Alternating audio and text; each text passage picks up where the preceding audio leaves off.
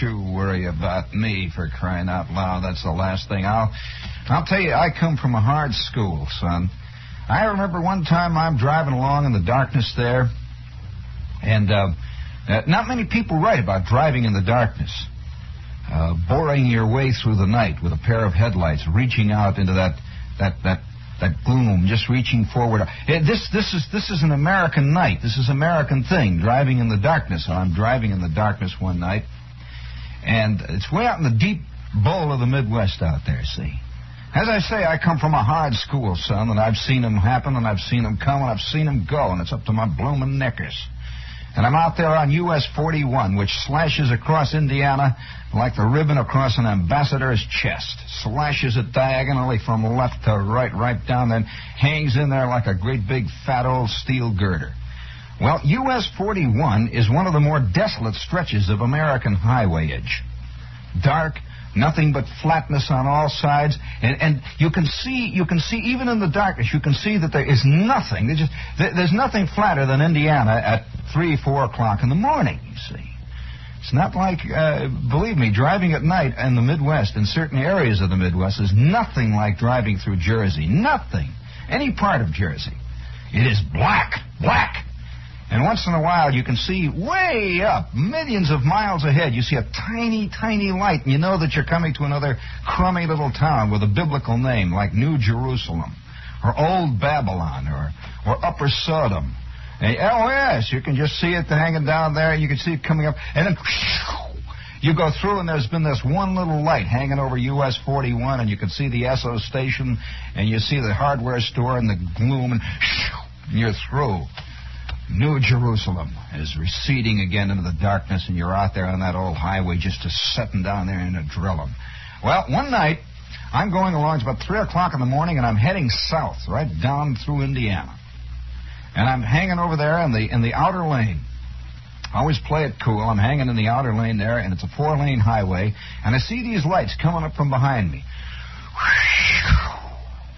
Past he goes. An insane fool in a 1949 Ford, flat out. You see those 2 lights, and he's gone. And maybe 20, 30 minutes later, I'm still boring through the darkness. I see those lights. I see a pair of lights off to the right on the side of the road. And he's pulled off, on the shoulder. And I could see his lights. His lights are there, and they're sort of laying out across a cornfield. And I'm watching. He's off there to my left. He's cut across the other lanes, and he's on the other side of the road, see? And I figure, is the guy in trouble or what? And I sort of slow up. And I see, in the light of this guy's headlights, I see this guy, a tall, thin, obviously a 49 Ford flat-out driver, a tall, thin guy wearing a blue shirt, and he's got a pair of suspenders, and he is painting on a great big rock. He's got a white bucket of paint, and he's painted on this great big rock. Where did you get that? He's painting it on a great big rock there. See, she got the wrong one. You weren't listening, neither one of you. Now put that one aside and throw it out. I don't know where you got that. That's something that's left over from Studio X. Has nothing to do. We'll put it away then. Put it away. So, nevertheless, he's painting it on the side of this thing, and it's the first time in my life and the only time I've ever seen it actually being painted. He was slopping it on a great big rock. Jesus saves. At 3 o'clock in the morning. Why he was driven to drive at 95 miles an hour south on US 41 at 3 o'clock in the morning to arrive at a rendezvous with a rock with a great big can of white paint, wearing a blue denim shirt, I will never know. Like I will say, it is not like driving through Jersey at 3 o'clock in the morning. So I have slowed up, you see. I'm going to help the guy. So then I see what he's doing. He's painting it on there. And I realize now what he's doing, So I say, okay, and away I go. Well, I'm maybe 20 minutes along in the darkness there, and I'm boring away, and you sort of get into this, and my radio's, I'm searching all over the dial for something to keep me awake, and WHAS is coming in Louisville, and I listen to that for a while, and I shift on down, and I pick up WSM in Nashville. I pick that up for a while, and it's going along. Then I see these twin lights coming from behind me, and there goes God's envoy. 104 miles an hour in his 49 Ford. Now it's 4 o'clock in the morning, and he's heading south towards Richmond, Indiana. Shoom! And sure enough, 20 minutes later, there I see him pulled off, this time off to the right. And there's that gaunt figure wearing that blue denim shirt, those great big crossed white suspenders, with that great big white can of paint. This time he's working on the side of a barn. And you can see faded into that red barn, you can see that gigantic bull. That great big old bull that's been painted onto that side maybe 50 years before, and it's faded off, and all you can see is just kind of glowing through the darkness the letters, Her Hero. And over that, he's painting in great big white letters his message. Shoo! I go past. I don't slow up this time. That guy raced me all the way to the Ohio border, all the way. At 105 miles an hour, 90 miles an hour in his 49 Ford. The hounds of hell nipping at his hocks all the way. A night rider, a solitary carrier of his own message, letting it ring out. Shoom! It would go. And as far as I know, he went right on through that southern tip of Ohio and cut into Kentucky. Shoom! Right through Lexington at 6 o'clock in the morning. He holed up in some haystack during the daylight hours, and then as soon as night struck, shoom! Down towards Memphis. Out of Memphis at 3 o'clock in the morning, shoom! Heading for Alabama. Through Huntsville, shoom! Through Mobile, shoom! Through Montgomery, shoom! And finally all the way down into the pecan groves. Banging it out, screaming it out, bellowing it out with his white paint. Yeah.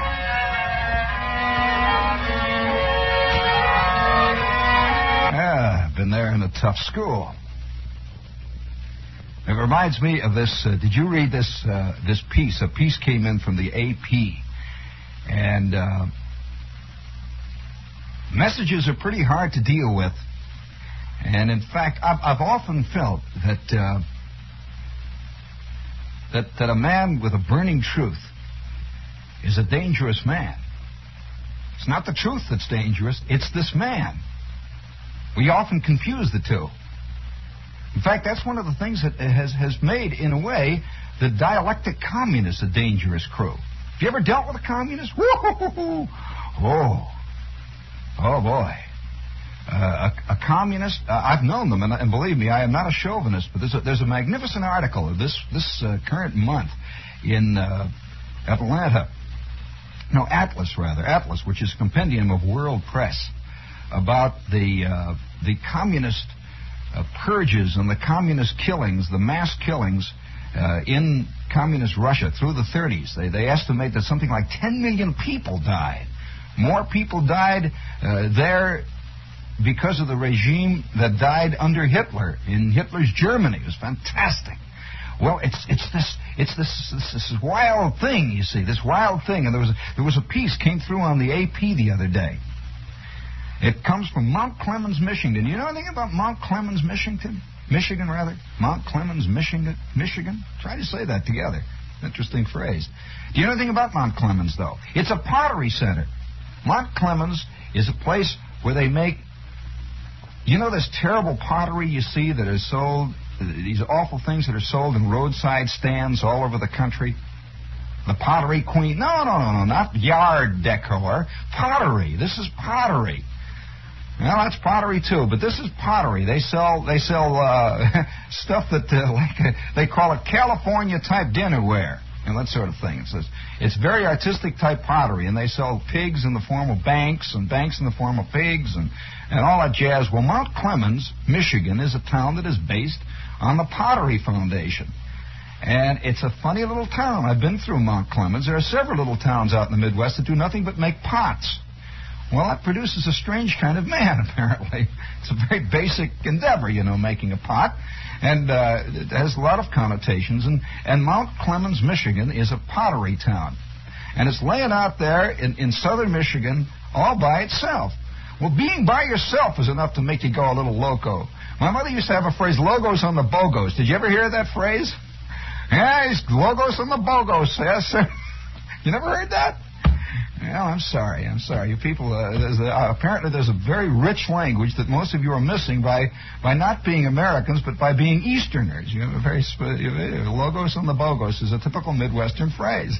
Now watch, it's going to start sweeping New York here. That's a great phrase, logos on the bogos. Well, anyway, there's something about, what does it mean? It means that you flipped your lid. Simple as that. It doesn't quite mean that. It means a guy who's, everything's a little out of focus. It doesn't mean a flipper. It doesn't mean a guy who's flipped. It means a guy that just, like there's something loose up there. One of the bolts has become unscrewed. In fact, that's what they used to call it. That's another phrase. He's got a screw loose. Did you ever hear that one? Meaning that the machinery's not working so good. There's something wrong there. Well, anyway, these little towns do it. Well, listen to this one. This is from the Associated Press. Jacob Rubrick, 39, crashed his speeding car into a suburban trailer park at 8 a.m. Sunday morning, shaking up the occupants of 4 trailers parked in the trailer park. The deputy sheriffs quoted him as saying, "God told me to go down there to wake those people up and get them to church. God told me to go down there, wake those people up and get them to church." Macomb County Sheriff Lester Olmsted said the 8 occupants of the trailer escaped serious injury. Dorothy Newport suffered a back injury when she was thrown out of bed. The other occupants, including an infant and a small girl, were badly shaken up and bruised. Rubrick, who suffered a bump on the head, was jailed without questioning. He later was transferred to a hospital. He said he attacked on the way 3 deputies who were guarding him. He says, "I'm carrying God's message to those people living in that trailer camp. God was telling me when I was driving my car, wake those people up, them sinners. Get them off the church. Get them off the church."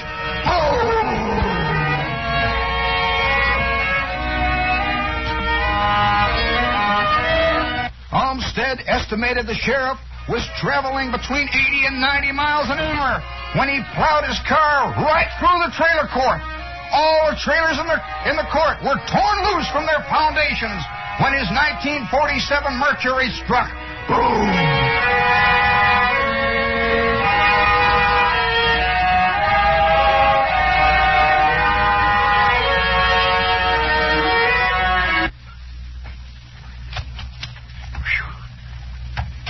Boy, speaking of the manic, this is WOR AM and FM New York, and we have here the Paper Book Gallery.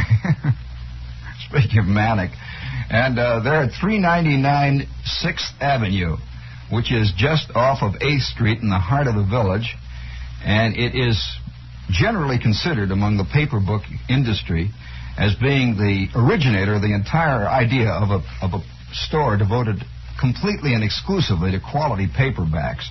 But that's not the message tonight. They've been involved with the show now for, I don't know how many years. It's been 4 or 5, hasn't it? Ever since they started. But they have a gigantic, it goes without saying, they got a great collection of paperbacks down there, but they also have all the back copies of The Realist. They're the only ones who do. They have an exclusive with Krasner on that. They have a tremendous collection of completely insane records. I must say this, and anyone who's been down there, I got an angry letter from a guy who said he looked at those, he spent over 2 days looking at those records, and he couldn't even find a label he could read, much less understand or ever heard of. These are records like you couldn't possibly conceive of. And if you buy one, they will throw in another one free, and they only cost 97 cents to begin with. But this is only if you're a listener, as Marty would put it. That's the Paper Book Gallery, 399 6. Okay? Now, I don't know how many of you have ever had the chance to become involved with the true fanatic. Now, we've given you 2 stories of true fanaticism at work.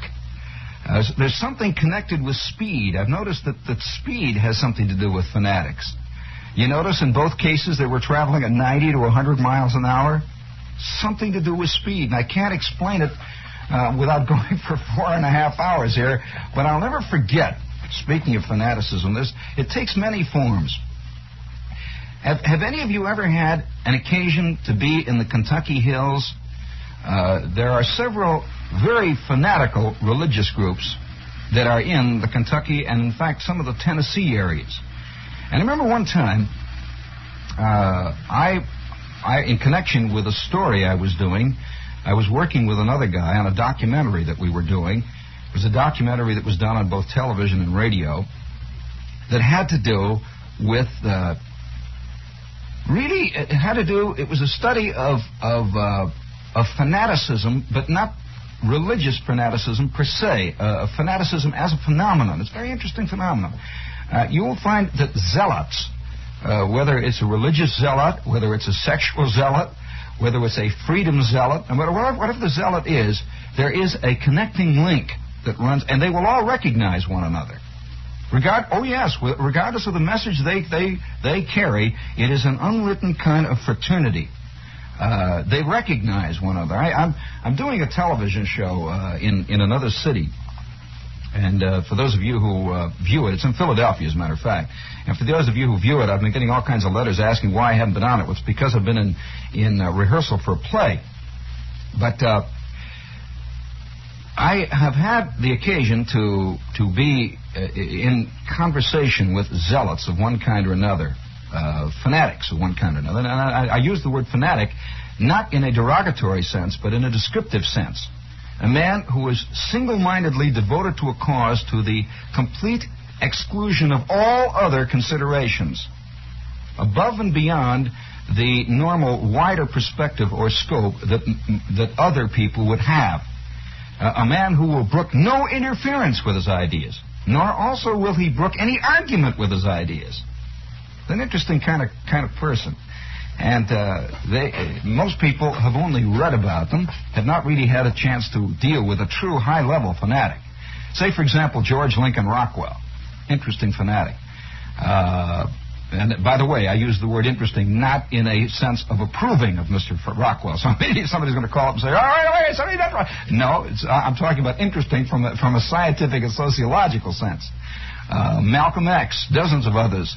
But they're a fascinating crew. And yet, I found one thing very interesting about them, is that they all have high regard for other fanatics, even if the fanatics that they are talking about are diametrically opposed to them. It's a fascinating thing. For example, I'm sure that in spite of the fact that Hitler and Stalin were diametrically opposed by political belief, or at least that's what the definition of communism and fascism is, were somehow drawn to one another by the fact that they were brother fanatics. They were brother brand burners.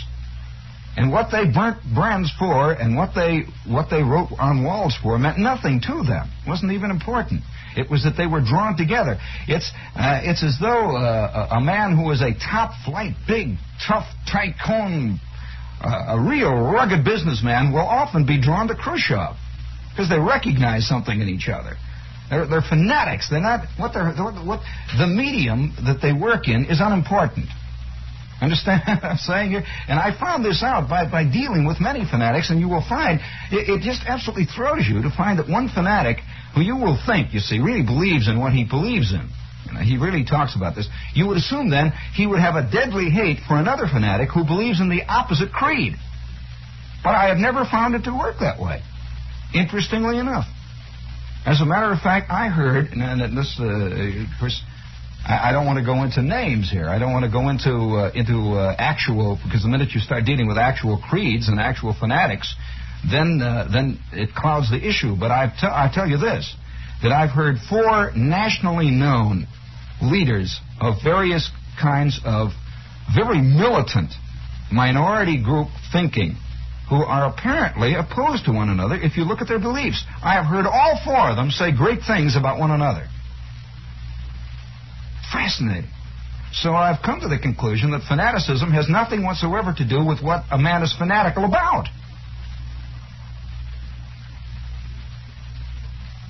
And I've seen this in action many times. So, if a man is fanatical about love, he would not hesitate to kill in favor of love. So, a man who is fanatical about peace will kill in the cause of peace, thereby completely destroying apparently his premise. But you have to understand the quality of fanaticism to understand why he would do it. And so I remember in the Kentucky hills, a funny thing, I spent a Sunday with a group who had assembled. You've heard of the snake worshippers? Well, these are people who demonstrate their religious beliefs by fondling poisonous snakes. Now, it's much more complicated than that. This is an oversimplification of it. But the thing that went on that I found very interesting was that there was a certain quality around the whole meeting of a strange sort of, even though there were great signs to the effect about love and Christian brotherhood and love and so on all around, as far as you could see, these big signs were in the woods there. And yet there was a fantastic amount of almost mordant hate for the outside world, for those who did not adhere to this kind of thing, that those who did not believe. And there was, I tell you, brother and sister, I tell you that all the infidels and all the heathens surrounding us in this terrible, sin-benighted world are all heading straight to hell. And there was a big sign over him that said love. And with that, he reaches down in this great big basket and takes out a 4.5-foot diamondback. And it's reaching out and lashing around, and bang, it smacks him right in the wrist. And I tell you, and 20 minutes later, he's out back of the trailer, and he's out colder than a cucumber. And the service goes on. Well, most of this stuff, I'm sure, to most of you, is theoretical. You don't know about fanaticism, because fanaticism doesn't play much in the life of the average man, because the average man is not hung up, really, to that extent. A true fanatic is a man who is just supremely hung up. That is not to say that the average man does not hold beliefs, or I don't want to use the phrase average man, I'm sorry, but that is not to say that less fanatical people do not hold strong beliefs. They do. But that's not quite the same as being hung up. That's a little different, to the exclusion of everything. But I remember another, speaking of seeing the hangups of the true fanatic at work. I remember, of course, the problem with a fanatic is that a fanatic, due to the fact that he has at least 9,000% more passion about his hang-up than anybody around him, his passion seems then to have conviction. And because it has conviction, it seems to those less passionate to be true. Passion is often confused for truth. Very often. It's easy to sway people, and for this reason, almost every dictator, without exception, has been a fanatic. Because it takes maniacal devotion to yourself and your cause to finally get to the top and be able to sway and control and move and make like 100 million people march. This takes a maniacal devotion. Now, this maniacal devotion to this, whatever this fanaticism happens to be, is often mistaken by those around this man as proof of the truth. That anyone who is this maniacally devoted to this must have truth on his side. Must have, because after all, you see a lot of it in the work. Have you ever seen Castro work? Castro is another example of the true zealot. And for that reason, he can sway a lot of people. Now, I'm not arguing about his beliefs here at all. Again, remember, I'm not discussing any of the political beliefs of any of the various zealots or any of the various fanatics. I am not discussing that. I am discussing the quality of fanaticism itself. So a real fanatic will often recognize, the only kind of people that he will recognize is a fellow fanatic. It is as though there is a light in the eye of one fanatic that ignites the light in the eye of his fellow fanatic. And for this reason, you'll find very strange bedfellows often in the world of the fanatic. For example, it's intriguing to note that many a man who is fanatically devoted to the cause of racial equality will also have a strange, almost what seems to be a completely diametrically opposed or diametrically self-canceling respect for a man who preaches exactly the opposite. Now you would say, well, now how could this be? Oh, what do you mean how it could be? Because the quality of fanaticism knows no belief. Fanaticism does not operate with a belief at all. Intriguing thing. I don't know how I got on this tonight, but I haven't run across this piece about this guy running through the trailer camp, and I was reminded of a lot of things that had to do with fanaticism. Now often people will consider a fanatic insane. He will be called insane if the thing that he's fanatical about is not socially approved as a good cause. How do you follow that? Now, if a man happens to be a fanatic, we'll say, on racial problems, he is quite often hailed as a good man, in spite of the fact that he could also be a highly dangerous man, just as this man here, who was obviously hung up on religious causes. At the same time, he practically killed 9 people with his mercury.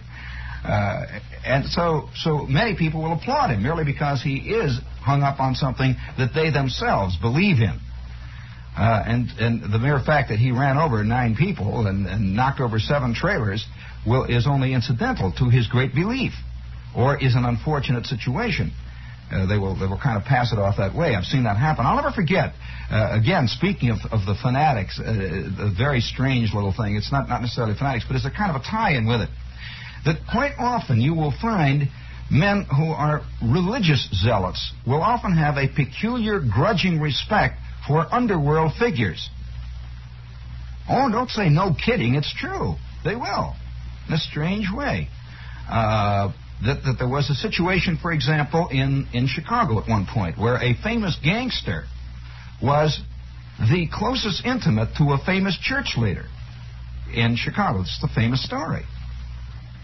Now, they were both single-mindedly dedicated to a cause, but they recognized in their almost fanatical dedication to their cause a brethren thing. They were brothers. They were brother fanatics. Is what it is. They were brothers under the skin. Well, of course, actually, I don't believe in what you believe in, Charlie, but it's a funny thing. I respect the fact that you really believe in it. And the next thing you know, they're down there getting a drink together. Well, this was a famous story. Nobody could seem to understand it. Well, you can't understand it when you realize that fanaticism has very little to do with what you believe in. Have you ever yourself, for example, gotten impassioned in an argument? You're standing in the middle of the living room, you see, and the next thing you know, you're yelling and screaming at about three or four guys, and you're absolutely idiotically wrong. You know you're wrong now. All of a sudden it occurs to you you're wrong, but you continue to yell at them. So's your old man. What do you mean, for crying out loud? You don't know what the devil you're talking about. Yeah, a nut like you. What are you talking? Oh, you're Madison Avenue, man. You're a rotten ad man. You sold out. You know, so what you're doing there is you're demonstrating fanaticism, you see, only on a very small scale. That you are screaming and yelling about a cause, even though you know that you're wrong now about the cause. But what are you really doing? You're attacking these people. You're not at all trying to convince them of your cause any longer. Yeah, you're rotten. Well, now that's what a true fanatic will often do. People wondered, you see, why, for example, a guy like Hitler and Stalin could get together and make a pact, even though they were sworn enemies. Oh, no. Not really, you see. Not really. This is, in a sense, an essay on the nature of tyranny, that many people are prone to listen to a genuine fanatic and listen only to the thing he's fanatical about and believe in the cause that he is fanatical about, little realizing that they are putting in charge of their cause a fanatic who is blood kin to a genuine diamondback. But it seems to be right, you see, because what he's for is a good thing. People are continually confused, for example, after Castro got in. They couldn't understand why 5 minutes after Castro got in. By the way, a true fanatic cannot exist under any other circumstances than absolute embattlement. A fanatic is no good unless he's fighting against outside forces, external forces.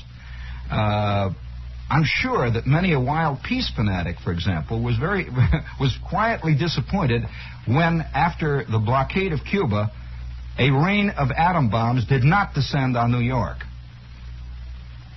Because you would think they would be for it. No. The embattlement is much more important than what you're battling for, to a true fanatic. So many people cannot understand why, after Castro got in, and he was literally hailed, he was given the American equivalent of knighthood, if you recall. He was on the Jack Parr show. He was on the Ed Sullivan show. That's as high as you can get. That's why it took Nixon 8 years as vice president to make the Parr show. It really did. So 5 minutes after he got in, he probably went back to the palace in Havana, and it was dull. He's walking around, and the fight's over, And so the next thing, senores, I got to get the fight going again. So there will always be a fight where there's a fanatic. The fight is never over. Never, ever, ever over. Can't possibly be. Because the minute the fight is over, then who wants to, where do you go from here? What fun is this? and it's really a strange thing to see. This is called the true revolutionist. He's not interested in the cause for which he is revolting. He is interested in a revolution. Revolutions are fun, if you're the leader. Whether it be, there is hardly a feeling that is more, let's say, subtly enjoyable than the feeling of being right surrounded by wrong. That's a great feeling. Oh, yes. You know yourself that it's a great feeling to know that you didn't commit the axe murder.